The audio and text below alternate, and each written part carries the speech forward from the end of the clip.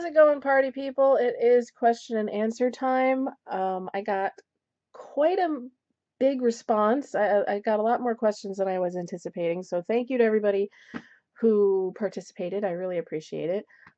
Just a quick heads up, I will more than likely have to break this video up into a couple of different parts because I do have 3 full pages of questions to get to, and we all know how much I love to babble. So, having said that, I am just going to dive right in and get started.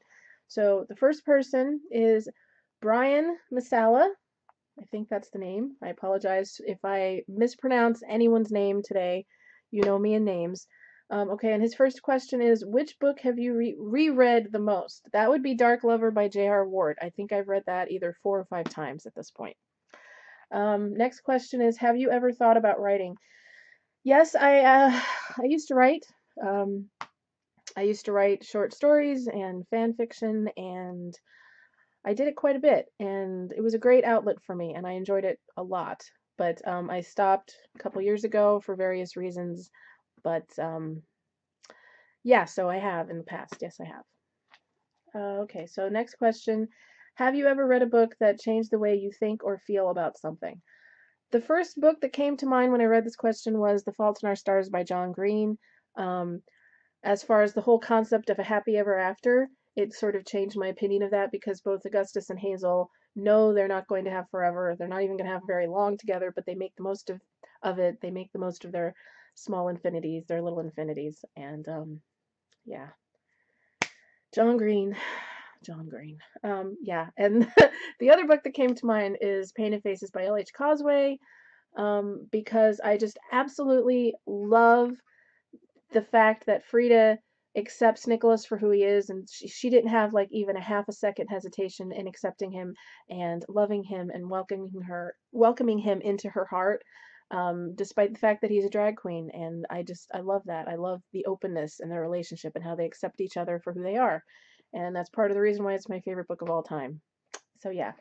And his last question is, if you were a student at Hogwarts, which house would you like to be in, and what would your favorite subject be?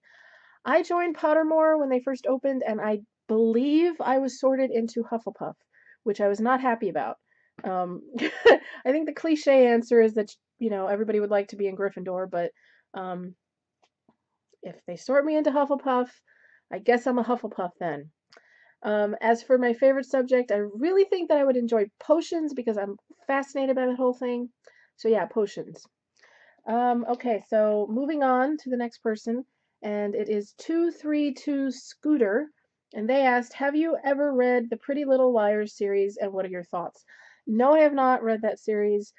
A few people have recommended it to me, but I just haven't gotten around to it, and frankly, I have to be in the mood for a YA, and I haven't really been in the mood for YA for a while, so we will see if at some point I decide to tackle the first book. Okay, so moving on, we are up to DF493, and their first question is, put your iPod on shuffle and tell us the first 7 songs that play. Okay, this is cool. Alright, here's my iPod. It's already on shuffle, so I'm just going to go to the next song. Alright, the first song is called Answer, and it's by a band called The Outcry, who are a band from New Jersey that I was really obsessed with, but unfortunately they broke up after only putting out 1 album. I do have a little story, though, that I can add to this. The best concert I ever went to in my entire life was The Outcry opening up for a band called Big Wreck, which I'm sure none of you have ever heard of, but we went to see them at this little club in Seabright, New Jersey, and the club was actually on the beach, and the back of the club actually opened up out onto the sand. So as the concert was going on, you could actually hear the waves crashing. It was fabulous, and we actually closed down that club. The cops came and shut the place down and made the band leave because it was like 3:30 in the morning, and they had passed the noise ordinance for the night. It was awesome. So awesome. Okay, you didn't ask for that. You didn't ask for that story, but I decided to share. So, okay. That's number 1. Next one. Okay, it's All For You by Our Lady Peace from the album Gravity, which is one of my favorite albums of all time. Alright, next is Always the Last to Know by Del Amitri from the album Change Everything. Woo! Alright, next one is Blue Dress by Walk the Moon, who happen to be my favorite current band right now. I love them. Love them so much.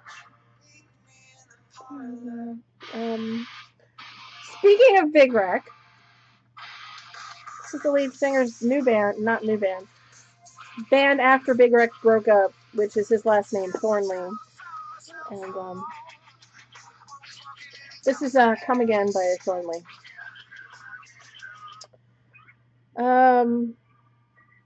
What number is that? Is that 4? I don't even remember. Alright, next one is Tangled Up in Plaid by Queens of the Stone Age from Lullabies to Paralyze. Alright, what is this, like 6? Alright, so one more. The Ever-Changing Spectrum of a Lie by The Joy Formidable from Big Roar. His next question, or their next question is, top 3 favorite songs of all time. Okay, well, my favorite song of all time, hands down, and has been for years and years, is the Faith No More version of This Guy's in Love with You. I think the moment that I fell in love with both the Experiment and Terror series by Karina Haley and Dex Foray was the scene when Dex and Perry are at the karaoke bar and he sings this song to her. I was a goner at that point. I've always known that Karina Haley is a huge Faith No More fan like myself, but I will go to my grave insisting that, in the beginning at least, she based the physical description of Dex in the beginning after like an early 90s version of Mike Patton, because they look identical. Height, description, right down to the porno mustache. Yeah, so yeah, so I that's my favorite song of all time. I love it. I love it. Nothing can top it, in my opinion. As for number 2, it would probably be In the Mirror by Nada Surf, and number 3 would be Me and My Big Ideas by Tears for Fears. And his last question, or their last question, is what is your most prized possession?